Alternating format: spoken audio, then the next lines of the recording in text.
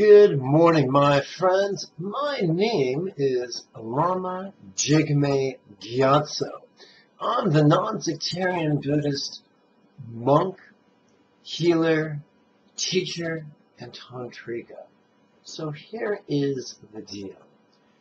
I enthusiastically advocate for both a cruelty-free, alkalizing whole food diet, as well as the Zeitgeist Movement. There are many reasons I do. Here is just one.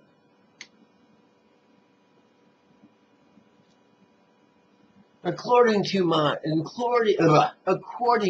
Lee Camp, a progressive comedian I have great respect for, on one hand, Starbucks' current CEO says $15 an hour is entirely too much.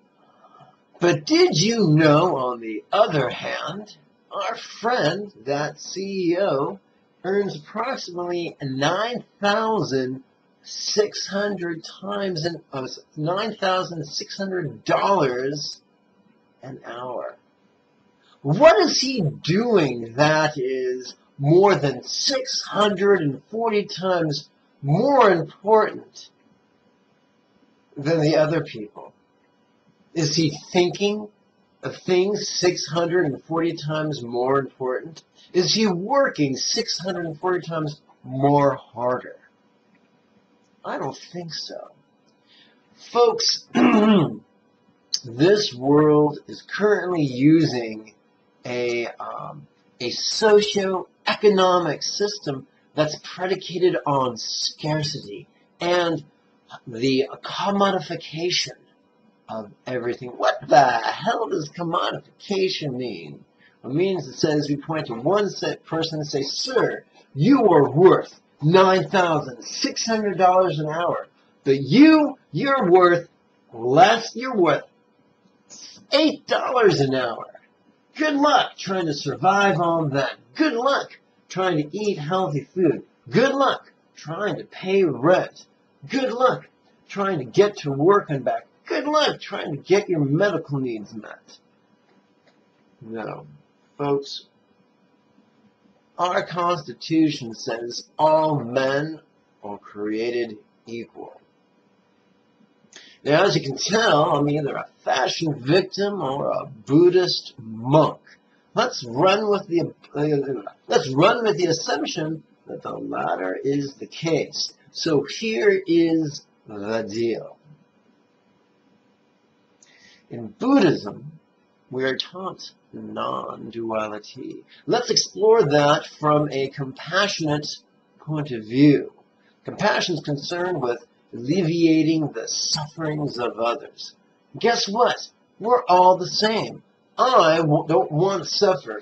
You don't want to suffer. The barista at Starbucks does not want to suffer. The CEO at Starbucks, guess what? You guessed it. He does not want to suffer. We are all alike in our aversion to suffering. Regardless of how we define sufferings as individuals, we don't want any. But wait, there's more. In Buddhism, love is seen as the intention to lavish others with good things, with blessings. Guess what? We all want good things. However we define pleasure, we want it. I want it, you want it, the baristas want it, the CEO of Starbucks want it. We are all the same. The CEO's need for pleasure is not 640 times greater than that of the barista. The CEO of Starbucks' need to avoid suffering is not 640 times greater than the baristas. But wait, there's more. Because in Buddhism, in addition to compassion and love, we've got the nifty wisdom teachings. And in the wisdom teachings, sometimes the two pillars of Buddha's wisdom teachings are causality and change. Let's look at causality.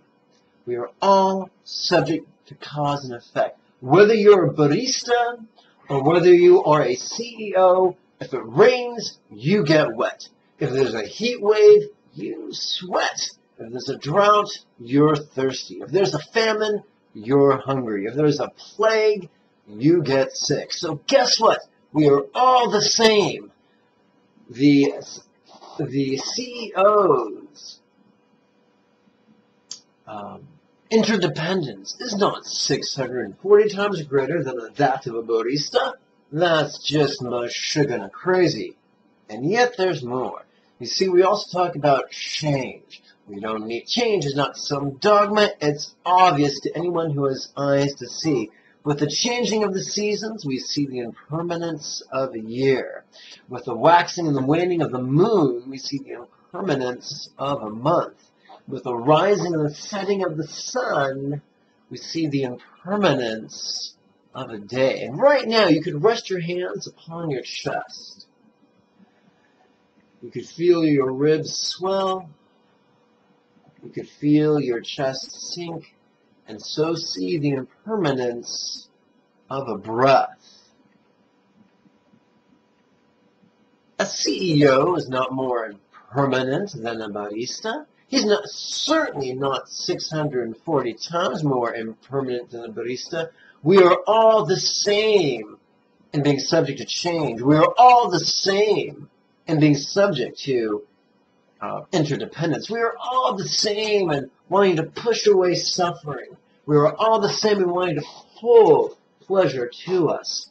We are all the same. We are of one taste. Humanity is not comprised of men and women, adults and children, Americans and non-Americans. There is just one flavor of humanity. And while we're at it, whoopsie, I'm out of focus. While we're at it, let's remember the cruelty-free, alkalizing whole food diets. Because guess what? Cows don't want to suffer. Dogs want pleasure. Pigs are subject to impermanence. And chickens are interdependent. At every area, whether we're CEOs or baristas or chickens or cows, all living beings are one family. And one of the reasons why I love the Zeitgeist Movement is that it is a wake-up call to say, damn it, we've got to evolve the system. We evolved transportation. We're no longer using oxen-drawn carts. We're using Tesla cars and hybrids. Isn't it time that we took a new look at the economic foundation of our society? Haven't we already profited from science? You know, the scientific method that says, desire outcome, move towards that outcome, notice your results, use the results of that action to take new actions. That's the scientific method. And oh yeah, it's done with precision and it's replicatable. There's nothing spooky or, what's the word I'm looking for, sacrilegious about the scientific method. In fact, did you know that the early scientists were churchmen and nuns and monks who had smarts and curiosity and the opportunity to notice the world around them and try to advance the state of humanity? Why? Were they greedy? No, they loved humanity. And they wanted humanity to evolve out of the squalor, out of the ugliness, out of the grotesquerie, and into the glory of a wonderful world where everyone's needs are met. Through the cunning use of scientific method and automation, we move into a society where menial labor is done automatically, and you and I are free to use our talents and our interests to better the world around us, where we are free to follow our bliss in wisdom and in love.